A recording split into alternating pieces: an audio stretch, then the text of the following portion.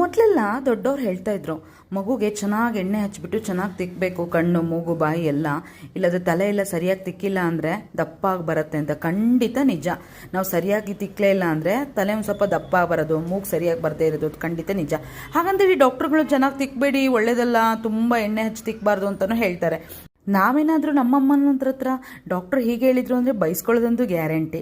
ನಾ ಹೇಳೋದಿಷ್ಟೇ, ನನ್ನ ಮಗುಗೆ ನಾನು ಎಣ್ಣೆ ಬಿಸಿ ಕಾಯಿಸ್ಬಿಟ್ಟು, ಕೊಬ್ಬರಿ ಎಣ್ಣೆ, ಪ್ಯೂರ್ ಕೊಬ್ಬರಿ ಎಣ್ಣೆ ಕಾಯಿಸ್ಬಿಟ್ಟು ಅದನ್ನು ತಣ್ಣಗೆ ಮಾಡಿ ಹಚ್ಬಿಟ್ಟು ಆಮೇಲೆ ಒಂದು 15 ನಿಮಿಷ ಬಿಟ್ಬಿಟ್ಟು ಆಮೇಲೆ ಬಿಸಿ ನೀರು ಹಾಕಿ ಸ್ನಾನ ಮಾಡ್ತೀನಿ. ಅಂದರೆ ಜೋಳಿಗೆಯಲ್ಲಿ ಕಂಪಲ್ಸರಿ ಮಲಗಿಸ್ತೀನಿ.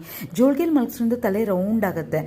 ತುಂಬ ಜನ ತಾಯಂದ್ರಿಗೆ ಏನು ಕ್ವಶನ್ ಅಂದರೆ, ಯಪ್ಪ ಏನಪ್ಪ ಮಾಡೋದು ಈ ಮಗುಗೆ, ಎಷ್ಟು ವೆರೈಟೀಸ್ ಅಡುಗೆ ಮಾಡಿದ್ರು ಊಟನೇ ಮಾಡಲ್ವಲ್ಲಪ್ಪ, ಬೇರೆ ಮಕ್ಕಳೆಲ್ಲ ಎಷ್ಟು ಚೆನ್ನಾಗಿ ತಿಂತಾರಲ್ಲ, ನಮ್ಮ ಮಗು ಯಾಕೆ ತಿನ್ನಲ್ಲ ಅಂತ ಕ್ವಶನ್ ಮಾರ್ಕ್ ಜಾಸ್ತಿ. ಒಂದೊಂದು ಮಗುಗೆ ಒಂದೊಂದು ಊಟ ಮಾತ್ರ ಅಡ್ಜಸ್ಟ್ ಆಗಿರುತ್ತೆ, ಎಲ್ಲ ಥರ ಊಟ ಮಾಡಲ್ಲ. ಸೊ ನಾವು ಬೇರೆ ಯಾರಾದ್ರು ಪೇರೆಂಟ್ಸ್ಗಳು, ಬೇರೆ ಯಾರಾದರೂ ತಾಯಂದ್ರು ನೀವೇನು ಊಟಕ್ಕೆ ಹಾಕ್ತೀರಾ ನಿಮ್ಮ ಮಗುಗೆ ಅಂತ ಕೇಳಿದಾಗ ಅವ್ರೇನೋ ಒಂದು ಹೇಳ್ತಾರೆ. ಅದನ್ನು ನಾವು ಮನೆಗೆ ಬಂದು ಪ್ರಿಪೇರ್ ಮಾಡಿ ನಮ್ಮ ಮಗುಗೆ ತಿನ್ಸಕ್ಕೆ ಹೋದರೆ ಖಂಡಿತ ಆಗಲ್ಲ. ಎಲ್ಲ ಮಗುಗಳ ಟೇಸ್ಟ್ಗಳು ಒಂದೇ ಇರಲ್ಲ. ಸೊ ಹಾಗಾಗಿ ನಾನು ಹೇಳ್ತೀನಿ, ನಮ್ಮ ಮಗುಗೆ ಏನು ಸೇರುತ್ತೆ, ನಮ್ಮ ಮಗುಗೆ ಏನು ಸೇರಲ್ಲ ಅಂತ ತಿಳ್ಕೊಂಡು ಅದಷ್ಟೇ ಊಟಕ್ಕೆ ಹಾಕಬೇಕು. ಒಂದೊಂದ್ಸತಿ ಅವಳು ಊಟನೂ ಮಾಡೋಕ್ಕಾಗಲ್ಲ. ಅವು ಮಕ್ಕಳು ಒಂದು ಇಡೀ ದಿನ ಊಟ ಮಾಡಲ್ಲ, ಒಂದು ಹೊತ್ತು ಊಟ ಮಾಡಲ್ಲ, ಹೆದರ್ಕೊಳ್ಳೋ ಅವಶ್ಯಕತೆ ಏನಿಲ್ಲ. ಯಾಕಂದರೆ ಈಗ ಸ್ಟಾರ್ಟಿಂಗ್ ಆಗಿರುತ್ತಲ್ವಾ. ಸೊ 1-2-3 ಸ್ಪೂನ್ ತಿಂದರೂ ಸಾಕು, ಒಂದು ದಿನದಲ್ಲಿ 2 ಹೊತ್ತು ತಿಂದರೂ ಸಾಕು. ಫೀಡ್ ಮಾತ್ರ ಕರೆಕ್ಟಾಗಿ ಮಾಡಿಸ್ಬೇಕು.